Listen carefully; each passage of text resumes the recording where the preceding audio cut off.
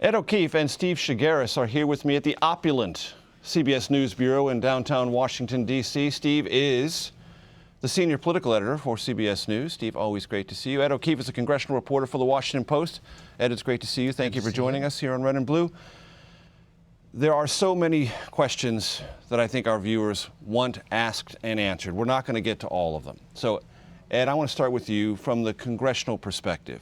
Much has been said that not only what Chairman Nunes did has raised hackles among Democrats, but it's even made some Republicans uncomfortable because as a representative of Congress, he's carrying out an oversight responsibility, and it looks very odd for someone carrying out an oversight responsibility on behalf of Congress to appear to be so willingly collaborating with the White House that person is supposedly investigating. Yeah, not only an oversight chairman with responsibility overseeing federal agencies, but of the intelligence community. This is probably one of the most nonpartisan positions that a member of Congress can hold. It's always been that way traditionally because you're dealing with such sensitive national security matters, and the hope, the aspiration has always been that these committees be about as nonpartisan as they can be, even if they're stacked with partisan loyalists who help the leaders raise a lot of money, and that's where they get the plum position. Once they're in these roles, they should be as nonpartisan as possible. And that's not been the case for Nunes in the last few weeks, especially. Remember, he advised the Trump transition. He was seeing what was seen as an above-board investigation for a little while, and now there's all sorts of questions about it. And contrast what he's been doing in the last 2 weeks, especially with what the Senate Intelligence Committee was doing today and the ongoing investigation that they're leading. And everyone goes, well, the Senate looks a lot like adults right now, and the Nunes mess looks like, kids playing in the sandbox. In your travels on Capitol Hill, are you picking up any low-level anxiety among the rank-and-file Republicans about what they see Chairman Nunes doing and how he's conducting himself? Not only what the chairman is doing, but what the Trump White House has been doing on this issue the whole time. They see this as an incredible distraction, like a cancer almost. It can't get shaken. It spoils everything else that's going on because it's a constant reminder that this is a very different White House. It's an undisciplined White House and an inexperienced White House, and one that isn't taking seriously issues of transparency and accountability and, trying to get distractions out of the way so they can focus on the big things like health care, tax reform, and other things that are struggling to get off the ground. Steve, let's talk about Michael Flynn for a second. I mean, we have a national security advisor. He was there for a very short period of time. His run at the White House was shorter than some bad plays runs on Broadway, but nevertheless, he was there. Surrogate during the campaign. We learned later, while he was a surrogate for the Trump campaign, he was a paid lobbyist for the government of Turkey. We all learned that after he was fired. Brief tenure in the White House, now talking about testifying, but wanting some protections against prosecution. What does that suggest to us about what Flynn may want to say, but also what he's worried about? Well, that's a very good question. This could potentially be explosive. Now, obviously, we don't know what he has to say, but the fact is he was a major central character in this whole storyline during the campaign and during the transition, which obviously led to him leaving as National Security Advisor. And I think everybody wants to know what he has to say, and depending on what he has to say, now maybe this is just him saying, look, I'm willing to cooperate, and I just don't want to get into trouble, and it's as simple as that. Or maybe he has a bombshell or two that he wants to drop. We don't know the answer to that question yet, but this could potentially be huge. You couple that with Paul Manafort saying he's willing to talk to the congressional committees, and Jared Kushner saying he wants to talk to the congressional committees. And all of a sudden now you have the major players that were involved, not only in the campaign, but during the transition and in the administration, willing to open up to these investigators.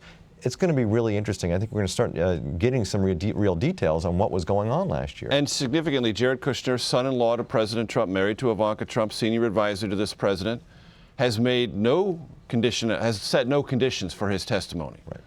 Not asking or having a lawyer speak on his behalf about any conditions. Point one. Point two, Paul Manafort, for several months, senior advisor, campaign chairman, also, so far as we know, has not asked for any protections or assurances about exposure to legal action. For Flynn to do that up front and for his attorney to assert that at the very beginning of these conversations with these relevant committees, I think tells us that there is some degree of anxiety within the Flynn legal world about what testimony could expose him to not just in a political context, because he doesn't have to worry about politics anymore.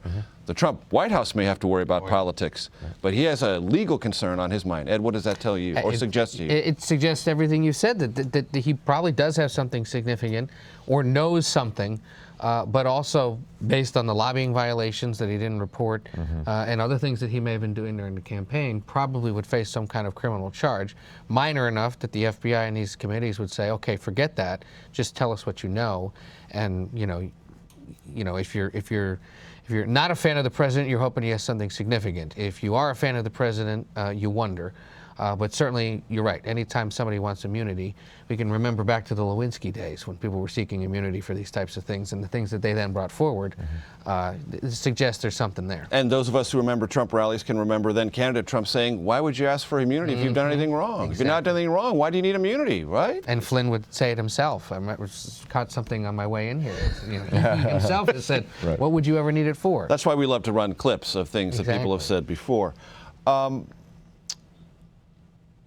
We had another interesting development on the political side of the White House today. The president taking to his Twitter feed. He loves to do that. We're not always so much in love with him doing that, but it's a reality of this presidency. Picking an open fight with House Republican conservatives in the Freedom Caucus. Calling some of them out by name and saying, we're going to fight them and Dems in 2018. How was that interpreted on Capitol Hill? See, I saw this as the revival of the circular firing squad that's been the Republican Party, especially on Capitol Hill, for like the last 6 or 7 years. This merely was the next round. You know, it was expected given what happened last week and the fact that it was caused by these very conservative members. And we had been anticipating that at some point the president early on was going to start calling out specific lawmakers for whatever reason. He did it to Elijah Cummings a few weeks ago and members of the Congressional Black Caucus. Now he's doing it to members of his own party. The challenge is, who on earth would primary these guys in these incredibly conservative districts where the president did so well, you know, and stand up to them when in many cases, especially Mark Meadows in North Carolina and Raul Labrador in Idaho, they enjoy broad support in their districts and have been able to, you know, be assured by constituents back home that what they're doing is in line with what the constituents want. Yeah, I mean, far be it for me to criticize what Donald Trump's strategy is, because whatever he's been doing got him this far. But it is very curious that he's going after the very people who supported him, the people, these members of Congress who represent a lot of voters who support Donald Trump. And for him to go after the Freedom Caucus the way he's doing this, it has a lot of these grassroots conservatives sort of scratching their heads and saying, what is this? You're hearing things now saying, are you part of the swamp that you want to drain? You're aligning yourself with Paul Ryan, who is the establishment, and going after the group of people who have really sort of laid themselves out on railroad tracks for Donald Trump throughout this entire campaign and into the beginning of his presidency. And so you got to wonder, what is, I understand what he's doing here in terms of the short-term play, but in terms of the long-term political play, why is he going so hard against these people who really are the underpinning of the Trump movement? And as we all know, covering this White House, days feel like weeks, feel like months. It was only Friday when asked in the Oval Office as he presided over the funeral of the repeal and replace effort as it existed then of the Affordable Care Act, the president was asked, are you angry with the House Freedom Caucus? No, they're my friends. No, it's not them. It's not them. They're my friends.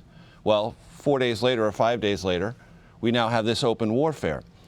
I want to ask both of you, is there any risk for the president here? Because no one knows what the political strength of a directed tweet at a member of Congress is. And we could find out. And if these members find out, hey, it's not anything, or it's absorbable, does that change the dynamic, not just for them, but other Republicans who've been wondering, well, what if he comes after me on Twitter? What happens?